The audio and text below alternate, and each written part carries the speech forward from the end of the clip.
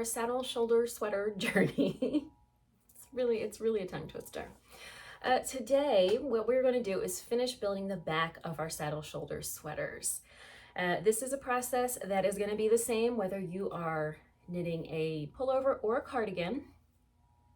We've already done the short row shaping, and now what we're basically going to do is take our sweater from this to this. It's going to curve out on both sides so that it can wrap around under the arm. So here's our sample sweater.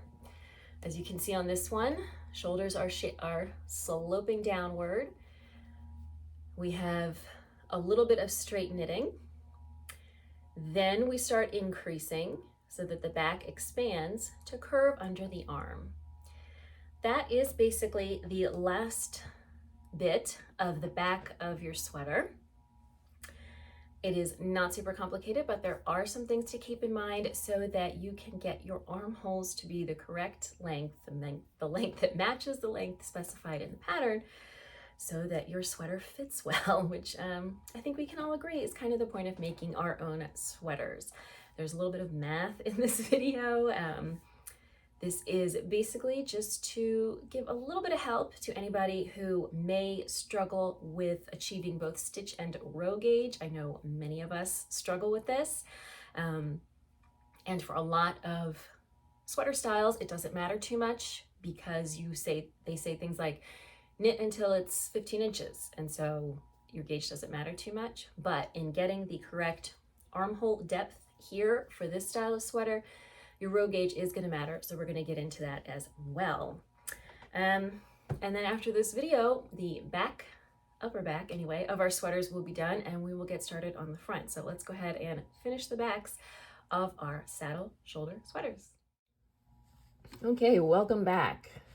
I have finished the straight knitting on my cardigan, so I'm ready to start the next step. So what we're going to be doing now, since we're working from the top down, is we're going to be expanding the back on both sides so that it can curve around under the armholes on both sides. We will also be trying to maintain and expand the stitch patterns that already exist. The actual process of increasing is pretty simple.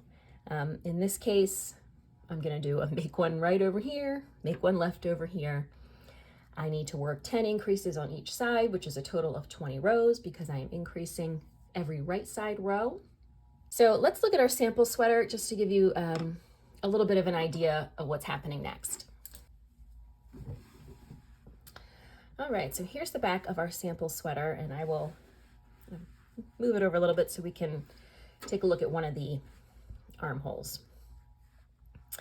So you can see on this sweater, I started my armhole shaping right here. You can start seeing some increases. And the point at which you start your armhole shaping is based on your gauge. I'm going to get back to that in a minute. But overall, however long the armhole depth is supposed to be, from here to here, you're going to knit straight until whatever length it's going to take to work those increases is all that's left. So in my case, as I said, I'm going to be working 10 increases on each side. That's 20 rows. And for me, that is about 2.5, 2 3/4 inches. I don't remember the exact number from my spreadsheet. And so that's why I am stopping at the point I am, because that 2 3/4 inches plus what I've already worked straight is the total depth of my armhole. So your armhole depth is measured from the top of the shoulder to the bottom of the armhole. We measure on the neck edge because, of course, our shoulder edge is sloping downward a little bit, so that's a little smaller. So we want to measure from this point down to this point where we're going to cast on stitches directly under the arm. Your pattern should have a schematic to tell you what this measurement is. And as I said, The point at which you start your increases is based on your gauge. I know people hate hearing about gauge, but it is very important. That said, I also know that many people, myself included, struggle to get row or round gauge and stitch gauge at the same time. And so generally speaking, if you can't get both, you're going to focus on your stitch gauge. When we're talking about this style of sweater, if there's a difference in your row gauge, that's fine, but you may need to make adjustments. So as I said, this armhole depth, and it's going to vary depending on your size, but it's generally speaking somewhere between 6.5 and 11 inches. It is based on the total number of rows you need to knit to get to that depth. So let's say I want my armhole depth to be 7 inches total. And based on my gauge, it's going to take me those 2 3/4 inches to do the shaping. Well, then I'm going to stop at about 4.5 inches here. That wasn't great math, but I think you get the point. Because that's how many rows I know it's going to take to get the total depth and the correct number of stitches. If your gauge is different, you have to do a little bit of math so that you can start your increases at the right point and you don't end up with armholes that are too long or too short. So if your gauge is different, find out what it is, find out the total number of rows you need to work to get your armhole depth to match what the schematic says it should be for your size. And then once you know that, you can determine the number of rows it's going to take for you to do your increases and get to that length, so then you'll know where you need to stop. All right, let's do a little bit of a math demonstration to sort of illustrate how we can address any discrepancies in our row gauge and what will happen if we don't. All right, let's say I want a 7-inch armhole depth. If my gauge is 6 rows to the inch, then I'm going to multiply the depth by the rows, and that means it's going to take me 42 rows to get to 7 inches. If my gauge is 7 rows to the inch, then we multiply again. It's going to take me 49 rows to get to 7 inches. Why does this matter? Let's say, like the example I'm using, we need 10 increase rows, 20 total rows for the armhole shaping. At this row gauge, those 20 rows are going to take up 20 rows, 6 rows per inch. That gives 6, 12, 18. So that's about 3 1/3 inches for our shaping. But we all know how we like those nice round numbers, so let's call it 3 1/4. For the shaping, that means we need to work straight for 7 minus 3.25 rows, 3.25 inches. So that means we need to work 3.75 inches straight before starting our shaping. Let's say it's the same over here. We have to work 10 increase rows. That's 20 rows total. But at this gauge, that's going to be 20 rows is going to be, let's see, 7, 14, 2, and it's going to be just a little bit under 3 inches. Let's call it 2.75 because, again, we like those round numbers. 2.75 inches for the shaping. So then that means we need to start our shaping at 4¼ inches.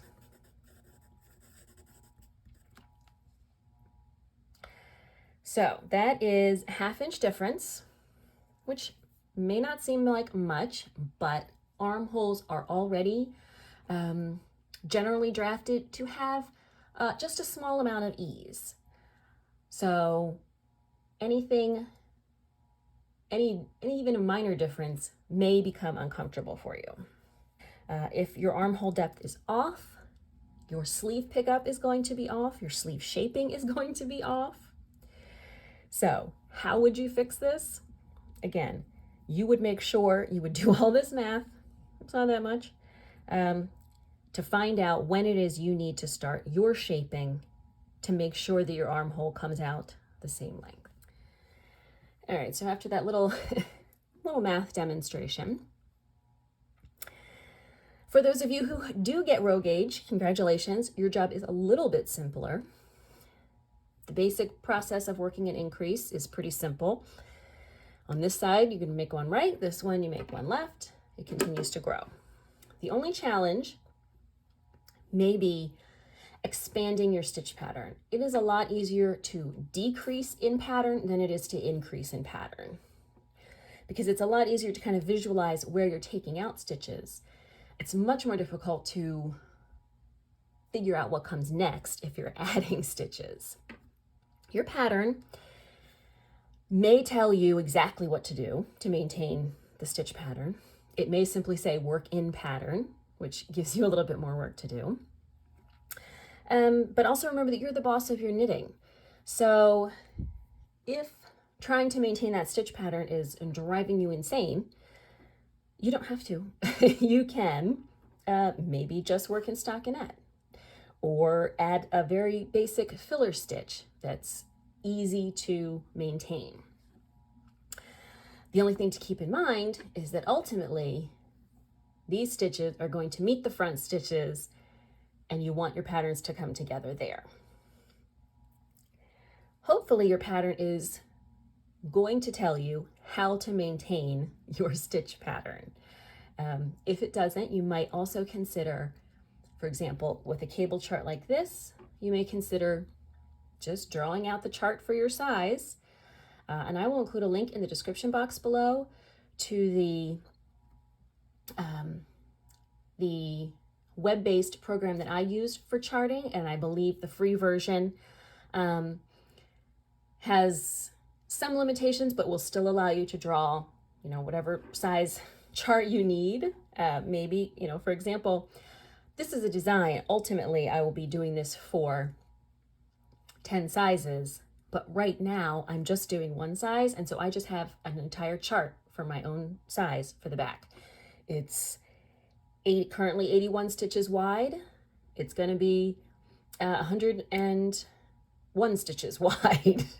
And that's the way that I find it easiest to visualize an increasing stitch pattern. The last thing I want to say is that while you are increasing, I really recommend keeping your first and last stitch in stockinette, because this is where you're going to pick up your sleeve stitches later, and it's going to make that much easier. I guess that wasn't the last thing I'm going to say. Another trick, as I said, we don't want to measure our armhole depth from this side because our shoulder is sloping downward here. We want to measure from this side, and so an easy way to kind of do that, we only want to go halfway into the saddle because that's the top of our shoulder, is just to kind of fold your saddle in half on top of itself. Make sure that it's lining up, and that's going to make it a little bit easier for you to measure here. So this part of my sweater is supposed to be 4½ inches, and that's what it is. So that means I am ready to start increasing.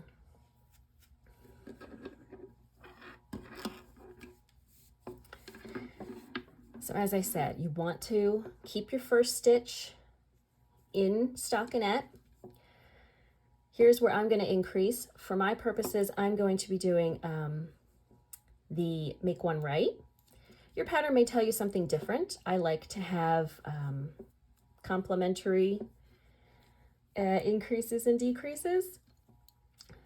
Perhaps a knit front back works best for you, or any other cable cast on. Whatever the case may be that your pattern says or that you think works for you should certainly be fine. Okay, now I'm almost at the end.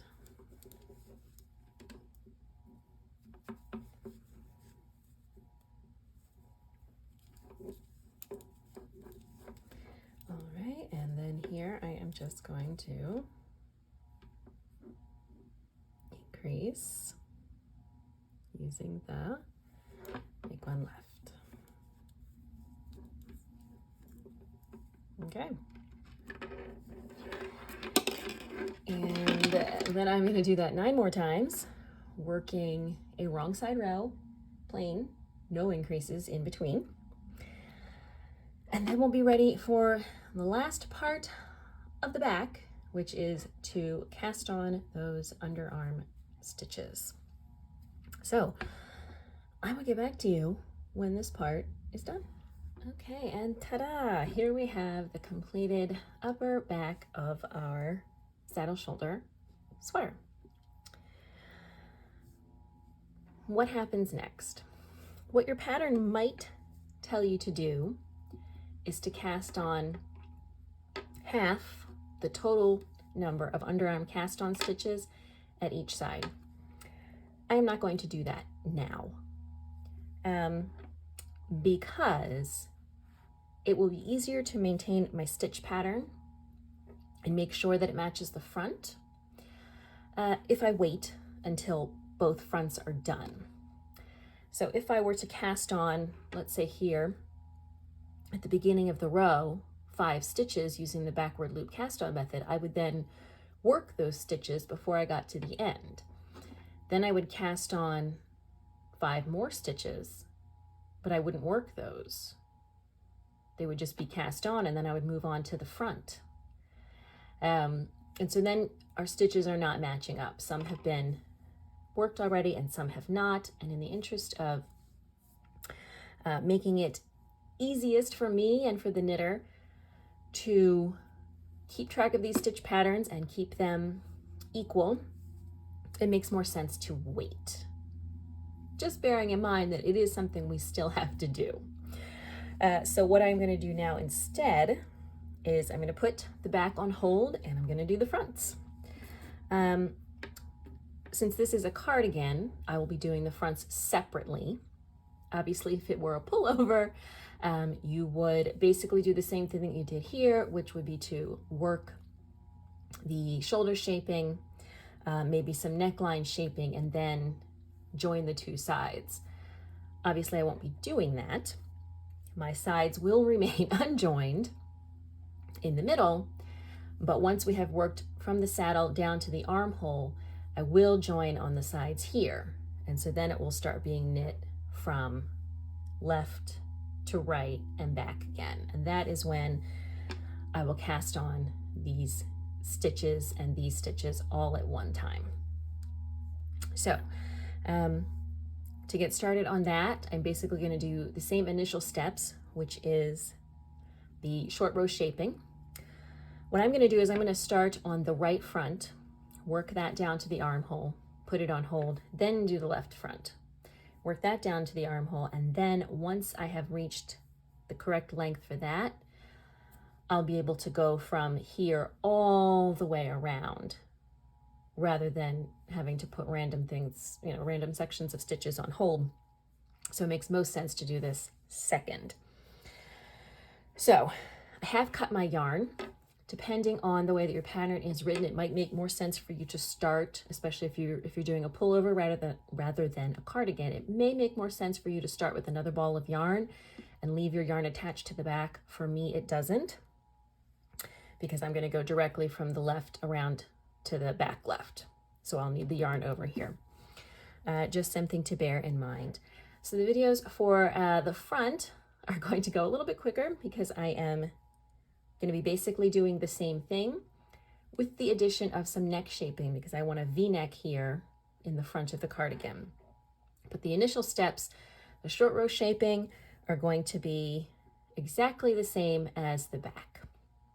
So when we are ready to show some new content, I'll be back with that. See you soon.